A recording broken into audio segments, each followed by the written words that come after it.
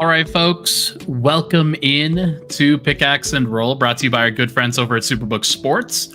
I'm your host, Ryan Blackburn at NBA Blackburn on Twitter, part of the Mile High Sports Podcast Network, and I am very excited to be chatting about the Denver Nuggets and about an actual game. We get to have some fun. We get to chat about a very fun moment in time where it may or may not ever happen again. It was a surreal moment for sure. It was an awesome experience for sure. And I hope everybody is enjoying this moment as much as I did, because I mean, how could you not? How could you not at this point? The Denver Nuggets, of course, they beat the Los Angeles Lakers tonight on ring night. They beat them 119 to 107. I'll take you through the game just a little bit.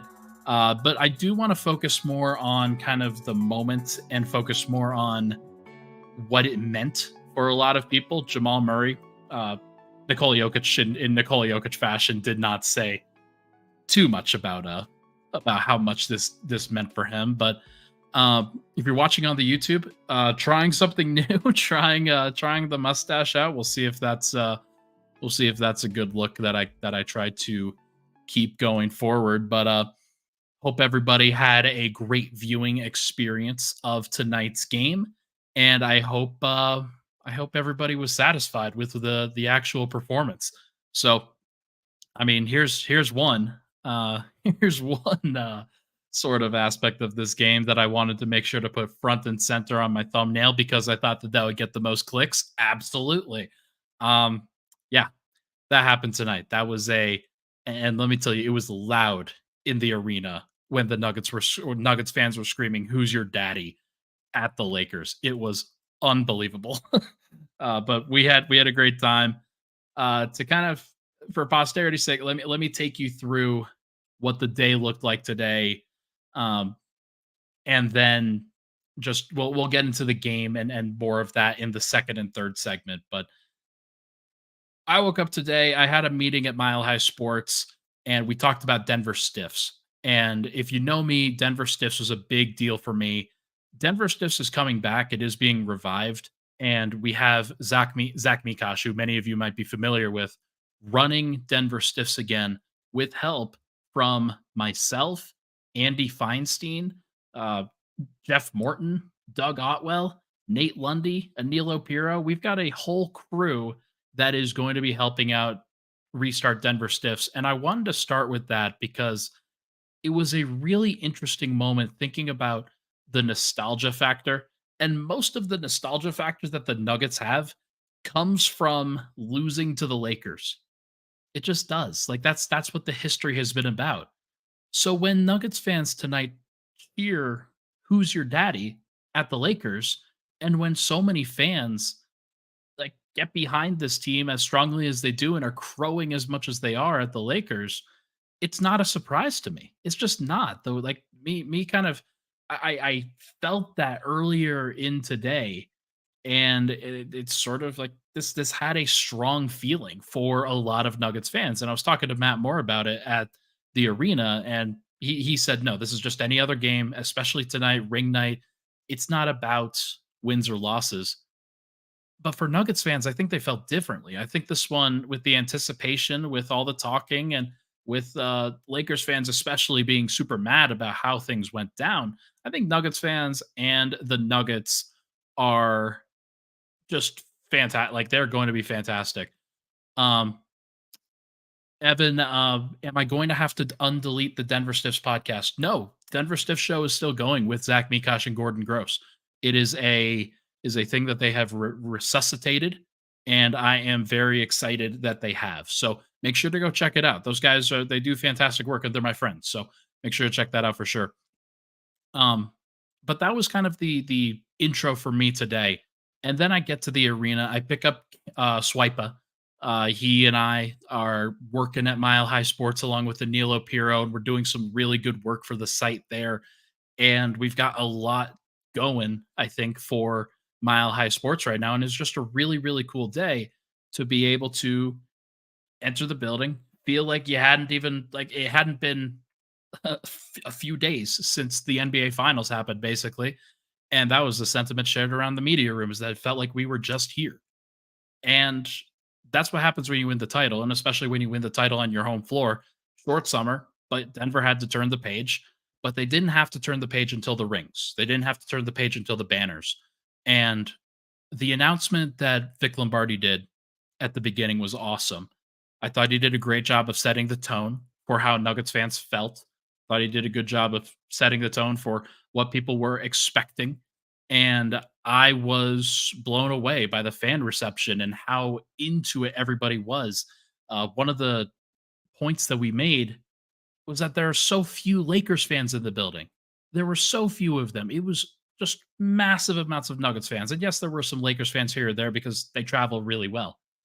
But it was a Nuggets event, and it felt that way. And it, with as rowdy as the crowd was, Snowwolf says he says, I went to the, or he or she, I went to the game. It was so rowdy. I was in the last row and people were going nuts. Fantastic. It felt that way throughout the arena, and the place was rocking.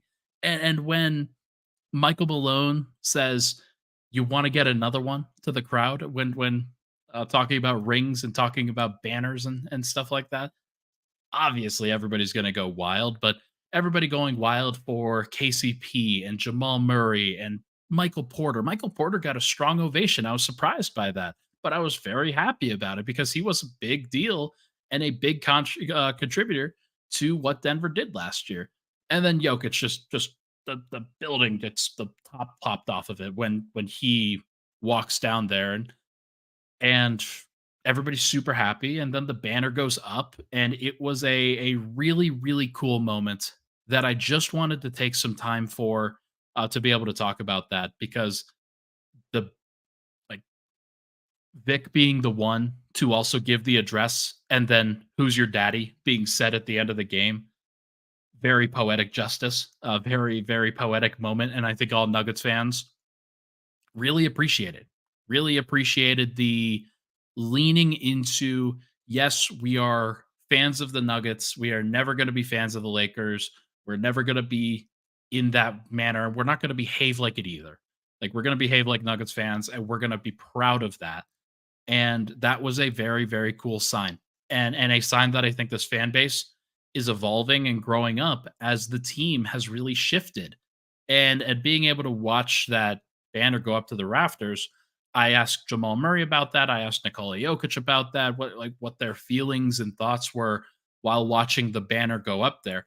Jamal had a much more eloquent answer than Nikola did, of course, but Jamal basically said he was thinking about other champions. He was thinking about the Boston Celtics and the San Antonio Spurs and all the moments that those great teams that he had previously watched those banners go up for at the beginning of seasons, he was thinking about those moments. And I thought that was a pretty cool full circle moment for him. And he was very introspective. He said he got more emotional when watching the video, which that's cool. And I'm glad to see it because you get to see the visuals, you get to see the moments again.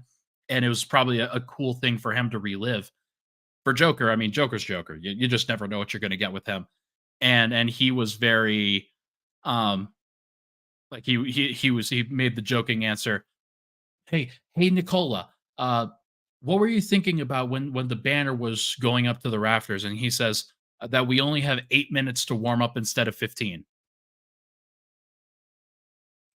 Okay, dude. And then I think Nicola used those 8 minutes pretty well because he had himself a game after this was all said and done. But it was a really cool moment. I wanted to share that at the beginning. Nuggets fans, you did yourselves proud in that arena. It was rocking the entire night, and the energy was on 10. Everybody was so happy, and the Nuggets gave you reasons to cheer, and that's the most important thing. Wins are great, and there are plenty of times that they'll be able to celebrate wins in this season going forward. But I'm glad that the place was full when the ring ceremony happened because the players felt that special energy. And Jamal said it propelled them into the first quarter. And that was just I think you did your job if you're a fan, and you should feel proud of it. Let's take a break. When we come back, we're going to chat about the game. We're going to chat about what happened tonight for the Denver Nuggets on the court. But first, everybody, as you know, this podcast is brought to you by our good friends over at Superbook Sports. Why would you bet with the big boys this season, whether it's football or basketball? Why not try your hand with the local book, Superbook Sports, this fall? Superbook Sports is the book next door. They are just a dedicated team of the best odds makers in Las Vegas, making sure you get the best prices and parlays anywhere. And now Superbook will give you a bonus of up to $250 when you sign up, deposit, and wager in the same day. You just have to make sure to use that promo code Mile High. Make sure to use that promo code Bet with the Best Mile High this football or basketball season with Superbook Sports. Visit superbook.com for terms and conditions. Gambling problem? Call 1-800-GAMBLER. We'll be right back on Pickaxe and Roll.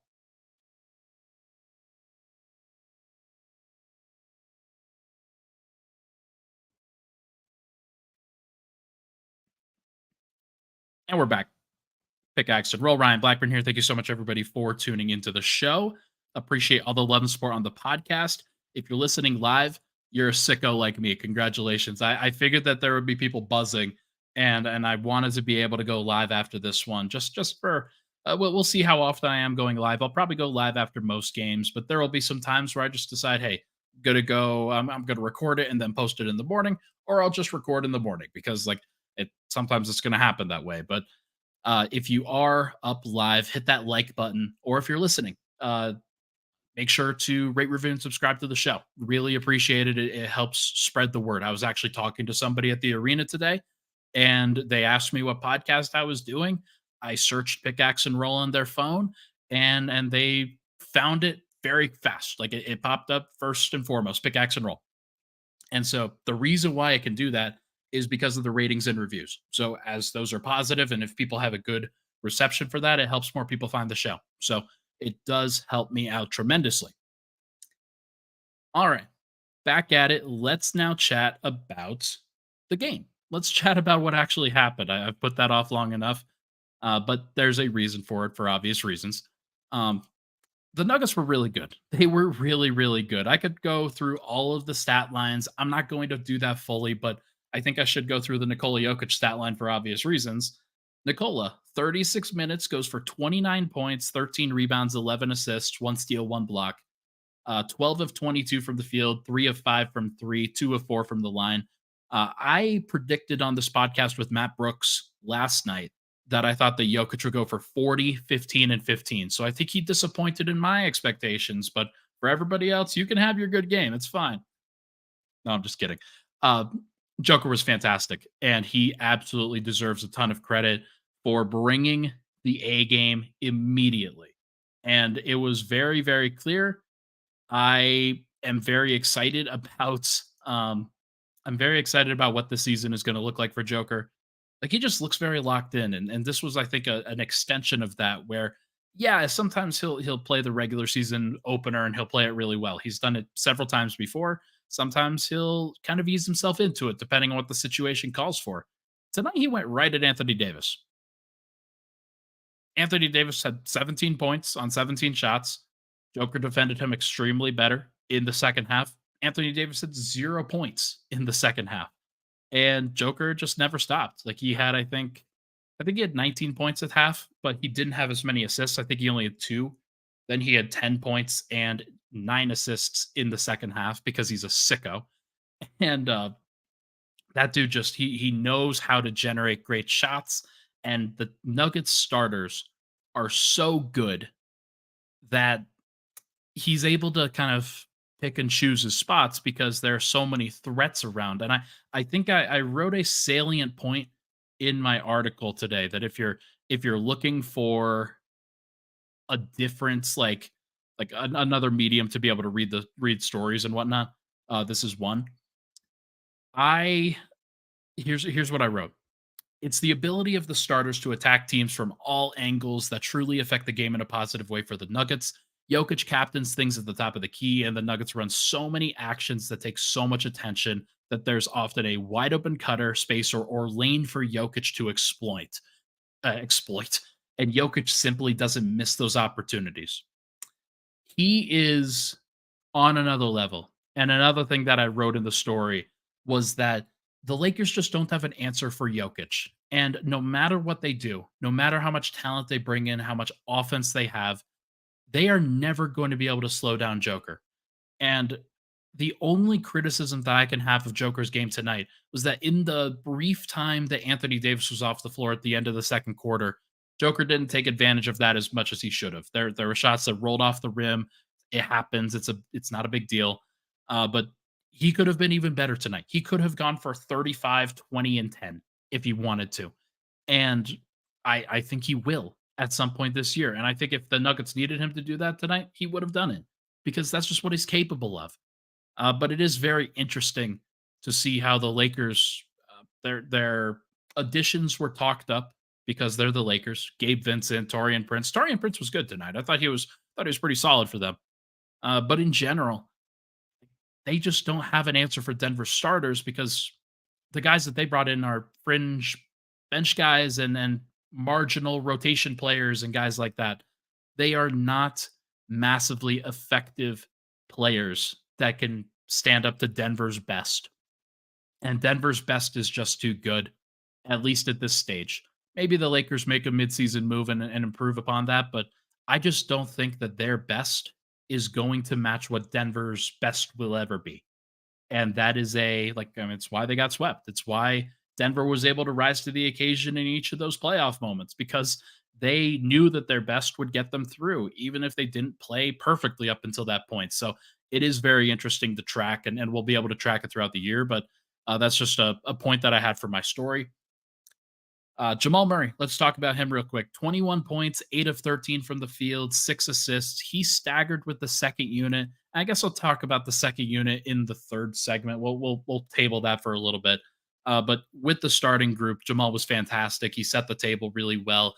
When he had the ball, Joker was able to get downhill and make decisions off the short roll. When Jokic had the ball, Murray and KCP were running the split cut action in that fourth quarter, where basically Joker's at the elbow, one of the elbows, mostly the left elbow, but sometimes the right. And then they will come together, Murray and KCP, and then they'll split. They will split apart. One of them will go towards the baseline, one of them will go towards the 3 point line, one of them might go for a curl, one of them might go for a flare. And those guys will find space on the floor for Denver to exploit the holes in the Lakers defense. And KCP had a great night doing that tonight too. Murray, 21.6 assists, one turnover, only a +3 because he was kind of in some bench configurations that weren't perfect. But KCP, let's talk about him. He got the DPOG chain and absolutely deserved it.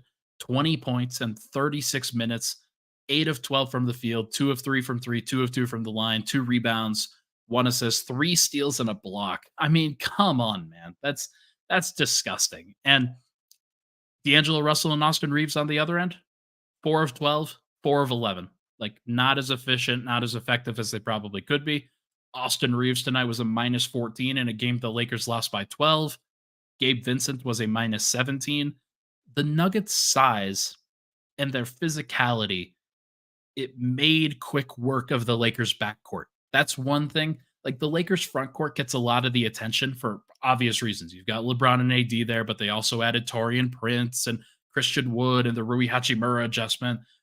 By the way, the Rui Hachimura adjustment is that Rui's just not going to make any more shots. He was open on a lot of them and bricked a lot of them. That was quite the shocker. I thought he was going to make more, and he just missed. He just missed tonight. It was interesting. But obviously, the front court for the Lakers gets a lot of the attention, but the backcourt right now is a combination of Austin Reeves, D'Angelo Russell, Gabe Vincent, and Cam Reddish. I thought that was interesting.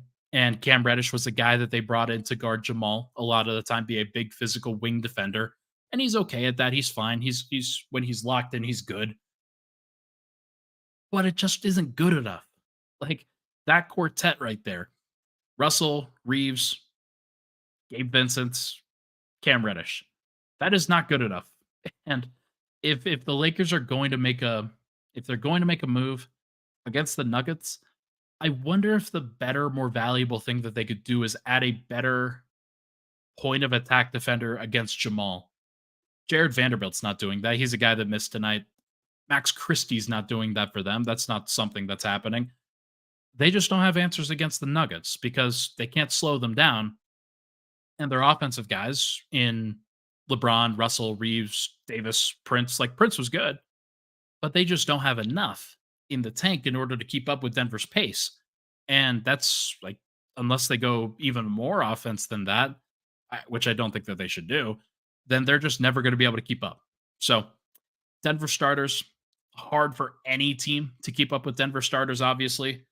Michael Porter, I want to make special mention of him, and then Aaron Gordon. Michael Porter got a shout out from coach tonight, 30 minutes tonight in his debut. This was the first live minutes that he's played since the finals last year. 12 points, 12 rebounds, 2 assists, 2 steals, plus 12 in Porter's 30 minutes. He did not shoot the ball well. He missed 7 threes. He did everything else pretty well. Didn't turn the ball over, made pretty good decisions with the basketball, and made pretty good decisions on defense. And that was what stood out to me tonight, was that there were a lot of good rotations for Michael Porter. A lot of good rotations where in the moment, sometimes you don't expect that from him. And he did it and he delivered. And now I think the bar is just going to have to go up for him. It can't just be he played good defense. It's now going to have to be he needs to play great defense. And he has the capability to do that. Like, I thought that there was a play that Reeves had where turned the ball over. Like, he's a low mistake player, Reeves is, but he turned the ball over because Porter just blocked off the entire passing lane because he's 6'10 with long arms. Like, there was no place for Reeves to get the ball through. And Porter, because he was in the right place and because he's huge, he made a great play on the ball. And there are moments like that that I think he can do more with. He can do some shot blocking a little bit more, but I mean, 12 rebounds, that's a great sign. 10 defensive rebounds in a night where Denver really struggled on the defensive glass a little bit at times. Porter was not the reason why. Porter was very, very good, and he had to fight off Reeves a lot for him crashing through, and Reeves made some crazy plays, but I do think that Porter deserves a lot of credit. And finally, with the starters, Aaron Gordon. Aaron was fun to watch. He was good. 15 points, 7 rebounds, 5 assists, 2 steals, and a block.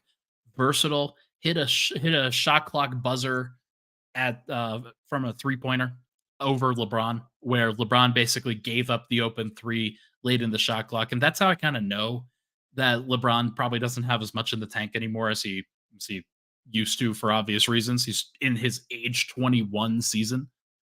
His not age 21, his year 21 season, age like 38 or 39.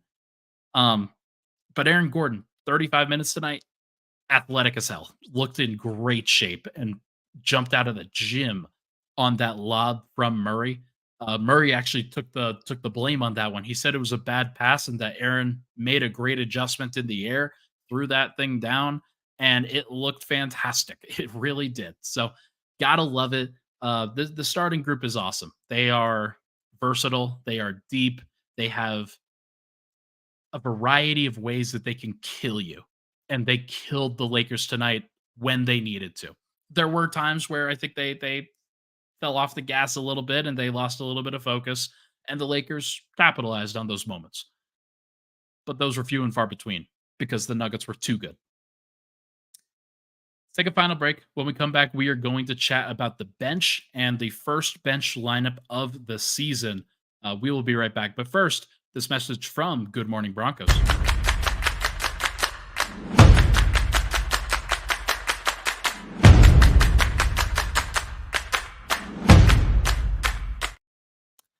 Good Morning Broncos airs every Monday through Friday on 9 a.m. on the Mile High Sports YouTube channel. Make sure to go check it out. Cody Rourke does a fantastic job, and they've got a win to talk about this week, so might as well go over there and hang out and chat about it. Really always appreciate Cody. Cody's really good at what he does. All right, let's now transition into the bench. Let's talk about the bench lineup and what I think was a look towards what could happen going forward. So Murray staggers. I mentioned this before. Murray staggers with the second unit. But the first guy off the bench was Reggie Jackson. And the reason for that was to allow the Murray stagger. This is what happened with Bruce Brown last year. Denver needs somebody who can be a pseudo point guard or just a point guard with the team. And while Jokić is going to do a lot of the handling with the starters, obviously, when Murray's out there, still need a guy to bring the ball up the floor. Still need a guy to run some pick and roll. And Reggie was the guy that they called for. And tonight, I thought he did okay. I thought he was fine. There wasn't anything too special out of Reggie's night, but he had 8 points and was a plus 11 in his 24 minutes, which means to me that the minutes where he was on the floor with the starters, that was a good kind of reprisal of what Bruce Brown did. And just talking with Matt tonight at the game, those were one of the minutes that I think that Matt was worried about. The end of the first, the end of the third, when that's when Bruce Brown would usually shine. He would come in for Murray, and Denver wouldn't lose anything because those lineups are so good. Christian Brown's not ready to fill that kind of version yet, but Reggie Jackson, if he's coming in and just kind of handling business, making sure kind of set up Jokic, set up Porter and Gordon and guys like that, then get out of the way, it's perfectly fine. And also like KCP, 8 of 12 from the field, 2 of 3 from 3. Like, he was a guy who, in those kind of staggered minutes without Murray, he took on a little bit more of that ball handling responsibility. I thought that was interesting. But either way, let's go more bench focused. It was Reggie Jackson, Jamal Murray, Christian Brown, Peyton Watson, Zeke Naji. That was the group that they went with. And I don't have the plus minus on that bench unit right now, but I'm sure it was about net neutral. I'm sure it was fine, not great. And the reason for that, and the reason why I'm not surprised, because LeBron was staggering with the second unit. LeBron was a matchup issue. And I'm not surprised that Peyton Watson, like he only played, I think, 3 minutes in the second half, or he played 4 minutes because they needed Aaron Gordon and his size to match up with somebody like LeBron. And LeBron still got his. He was still very good in this game, actually, despite hitting the side of the backboard, getting blocked by Christian Brown, and tripping over Reggie Jackson's foot and falling to the floor on a crossover. Um, LeBron was a plus 7 in the game that the Lakers lost by 12. And what that says to me is that in those moments, especially with that bench stagger, the Lakers found something good that they liked, and the Nuggets are still going to have to figure that out. Now, I kind of predicted that Aaron Gordon would play a heavier minute load tonight for that reason. And in a playoff series, you know that Aaron's going to mirror LeBron's minutes anyway. However, if the other team doesn't have a 6'9" behemoth that has to stagger with the second unit and can kind of run over people, I still think that Denver's going to go with this lineup that they used. Reggie, Jamal, Christian, Peyton, Zeke. I think Malone likes the defense of that group. I think Malone likes the switchability of that group. And I think it simplifies a lot of what they want to do. When you have a guy like Peyton Watson who could fly in from the weak side and get an awesome block like he had tonight, that's a big help. When you have a guy like Zeke Naji who can switch everything on the perimeter and at least put up a really solid defensive possession as a switch center, being like guarding on an island. He guarded on an island so many times tonight and was clearly like that was part of the game plan for the Lakers was they were going to hunt that switch. And I thought he did okay. I thought he was fine. There wasn't anything wrong with it. And I think the actual numbers will probably bear that out. The problem that Denver's going to run into, especially when they play the other four next to Zeke, is that when you're switching smalls onto bigs, then those guys have to rebound. Murray tonight, only 2 boards. Peyton Watson, 0. Reggie Jackson, 3. Christian Brown, 3. That group as a unit is going to have to rebound better. Rui Hachimura had 2 offensive rebounds. Christian Wood had 1. Cam Reddish had 2. Gabe Vincent had 1. Austin Reeves had 4 in the starting lineup, but some of those came against bench guys. So there are issues with the rebounding, and Denver's going to have to figure that out. Somebody is going to have to take charge of that. My guess is it will be Murray and Christian. I think that those are the 2 best rebounders of that group. But Peyton Watson, you're going to play the 4, can't grab 0 rebounds. Got to do better than that. Got to be more involved. And he had a nice block. He had a 3 in the first half, first quarter, one of those 2. And I think there's still something that he's going to have to learn. But he was a +1 tonight in his 11 minutes. Denver was fine. They did not lose the minutes. The only guy who was a minus tonight was Zeke, and that's because he doesn't play with Nikola Jokić. So hard to really blame. I think that this rotation makes sense. Unfortunately, Julian Strother didn't get in there. Justin Holiday also didn't get in there, but I don't think people are as worried about that one. But it is interesting to think about what Denver decided to go with and how they decided to approach it. Um, they wanted to win, and in that fourth quarter, when the game got kind of close, beginning of the fourth quarter, Malone knows that LeBron's going to be out there, so he goes with Aaron Gordon in place of Peyton Watson. That is going to be a bellwether for this season. There were also some MPJ at the 4 minutes. I want to say in the third quarter. No, it was actually in the fourth quarter. So the rotation basically went with that Reggie, Jamal, Christian, Aaron Gordon, Zeke Naji. That's the group that started the fourth. And then there was a brief time where Gordon and Murray both left the floor, and Reggie and Christian stayed on. And then you had KCP, MPJ, Jokić back out there, and MPJ was the four. And when MPJ is the four, that's when the rebounding matters. And so I think that that's going to be something I'm monitoring. Might not be a bad idea to think about starting or staggering Aaron or Case or Michael Porter. One of those two. You've got a 6'10" Michael Porter who could play the four. You've got a 6'8" Aaron Gordon who's got a big body and just makes sense as a backline secondary defender on the second unit. You don't want to overburden those guys, but I hope throughout the season that Michael Malone kind of deploys that a little bit because it might allow Jamal not to have to stagger. Reggie could run that first unit, or he could run that pick and roll reasonably with a Michael Porter pick and pop. He could run it with a Zeke Naji pick and roll. Julian Strother could be on the floor at that point and space the floor a little bit. Reggie, Christian, Michael Porter, Julian Strother, Zeke Naji. That seems like a pretty good five to me. They have options there. Peyton Watson's still somebody that they're going to try to develop. They're going to try to get him out there. I am a little bit skeptical of what the role is going to look like because I think he and Christian basically play the exact same role on the second unit, and that is going to be one that I'm trying to figure out. So now, obviously, they didn't have to play together in the preseason, so we might have even seen this and seen what it actually looks like in the preseason a little bit had they played together. Be that as it may, one of those guys is going to have to shoot. Peyton took the threes tonight. He was one of three, but I'm glad that he took them. Christian Brown only took one. He was kind of nervous not nervous, that's the wrong word, but just like a little bit tentative when it comes to wanting to look for his own shots, being this the first game that he's back from the injury. I talked to him in the locker room a little bit. But like I think that as he gets back into the flow of things, as Mike gets back into the flow of things and starts hitting more shots, Denver, like their rotation is going to be pretty rock solid because the options are go back to Jokić, go back to Murray. And I just think that Murray's going to be a little bit better at propping up some of those units. And we'll find out. We'll find out what it looks like. But they'll have a nice test on Friday against the Memphis Grizzlies, and that should be very interesting. Even if it's without John Morant and Steven Adams, that Memphis team should still be pretty good. And I am very curious to see how they handle themselves. But folks, I think that's going to do it. Midnight now. Went for about 30 minutes, 33 minutes or so. I think that is going to do it for this episode of Pickaxe and Roll. Brought to you by our good friends over at Superbook Sports.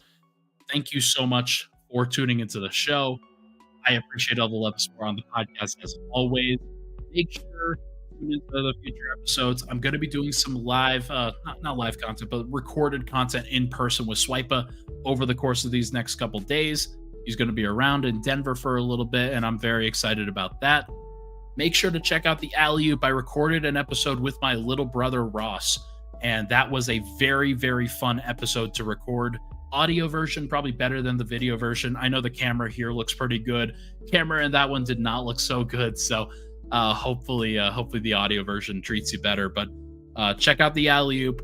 Check out other episodes of Pickaxe and Roll, and make sure to subscribe to both channels. Really appreciate all the love. Thank you so much for tuning in tonight. I will talk to you guys very soon.